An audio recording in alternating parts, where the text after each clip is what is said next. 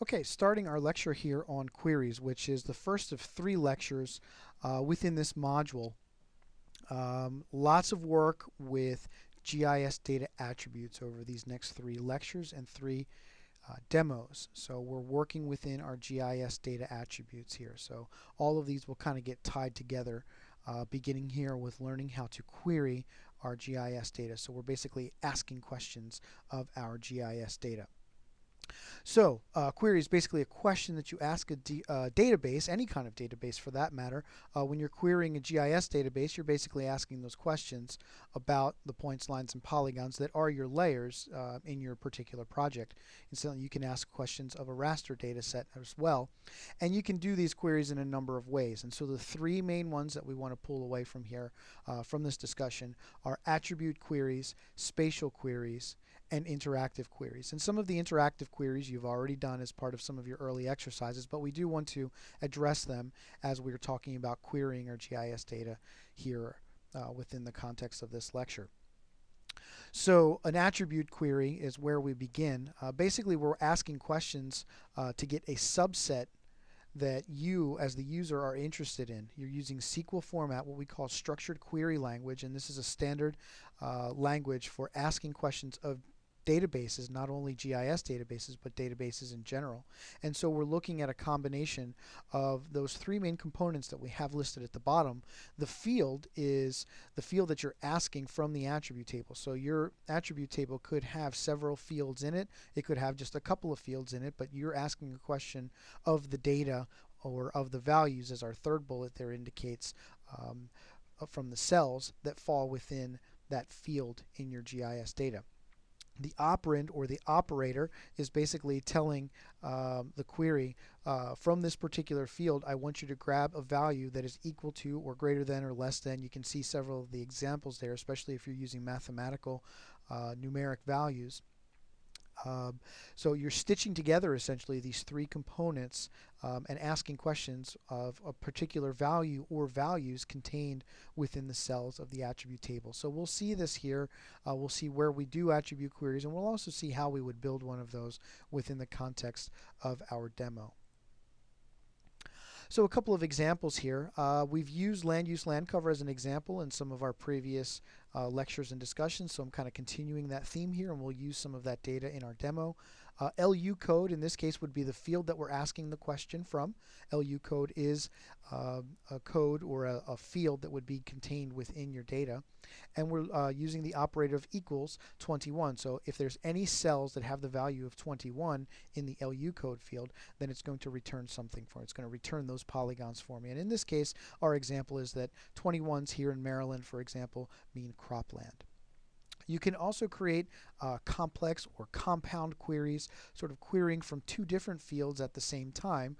So illustrating here that I'm pulling from the LU code field, excuse me, and the acres field. So these two fields would actually exist within the GIS data, and we would actually be querying in this case not only cropland, but cropland that is greater than 250 acres. The example that I typically use is that maybe you're a developer and you're looking for farmland where you may want to consider putting up homes. You want to approach property owners with those types of land uses, but you're also looking at fairly large tracts of land that you're going to target your or focus your analysis. And so you might be looking for cropland that is of that size only, and then you can contact the owners who are associated with those different land uses. Again, just some context for creating one of these queries. Just another example down here at the bottom where we may have a county layer for, say, the state of Maryland, and we want to just work with the county that represents Baltimore, so we would query the name field, the county name field, to just select Baltimore. And then we can take that Baltimore County and we can export it to its own shapefile, or we could do some other work with just that one subset, just that one record. So where do you do this? You want to come up to the selection menu here, and you're going to get the opportunity to select by attributes, which is going to open up this entire interface here, and that's going to allow you to build that query on the layer that you're interested in querying against. In this case, in this example, this is the only layer that pops up because that's the only one that is within my data frame over here. you want to indicate how you're going to select from your data. We'll talk about selection methods here in just a second. Here are all the fields, and again, you may have a lot of fields, you may just have a few fields. In this case, I've only got a few fields that I have associated with this particular data set.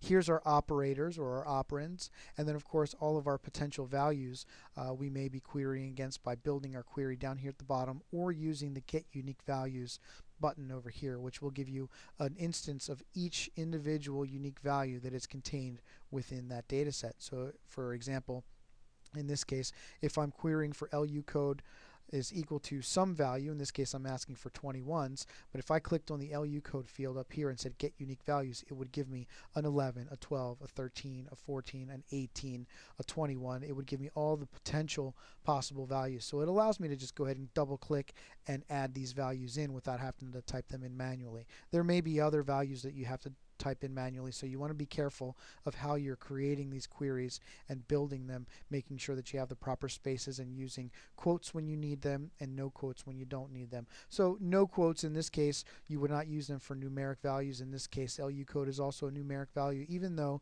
technically it is nominal. If it was inputted into the data as a text field, still only holding codes of different numbers, you would then have to put single quotes around that number to select for it.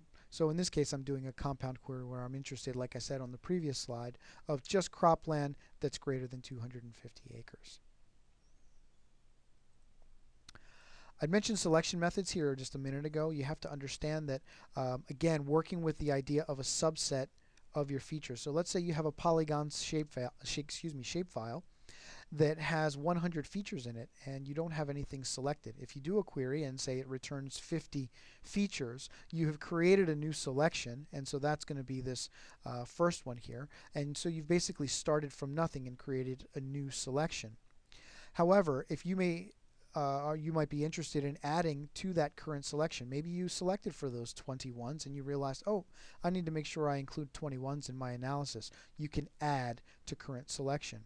The flip side of that is that you could remove from the current selection. Maybe you have all the 21s selected, but you realize, oh, I didn't select only for acreage greater than 250 acres, so you can remove all the ones that are less than 250.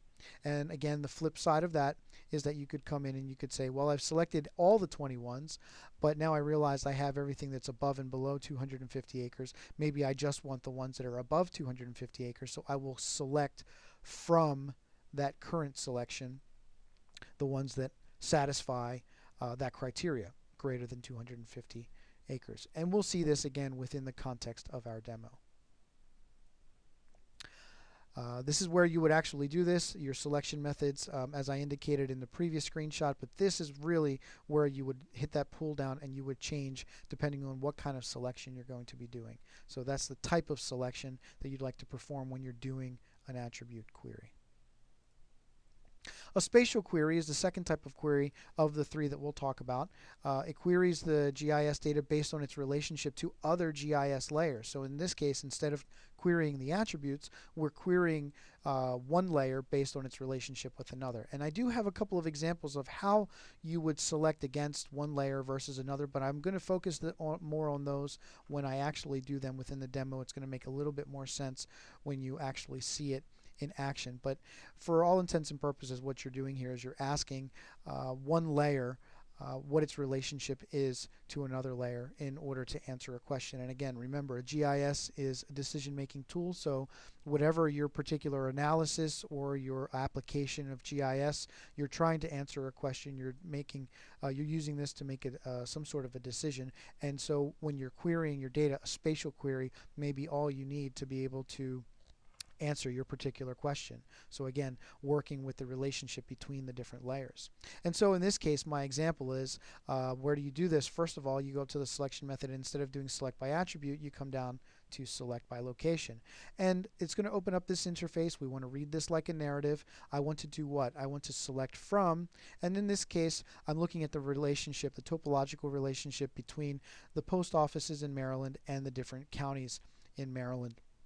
So in this case, I would say I want to select Maryland post offices that intersect or are completely within or are contained by, and then I would switch this pull down here to Maryland counties, and then it would select for me what post offices fell within whatever county I selected. You'll notice that use selected features is currently grayed out. If I did go in here and select, say, Frederick County over here, this would be selected and this would say one feature currently selected, and I could tell ArcGIS that yes, I want to isolate only the post offices that fall within that selected polygon. And so I would run that query and then it would highlight all of these in a cyan color.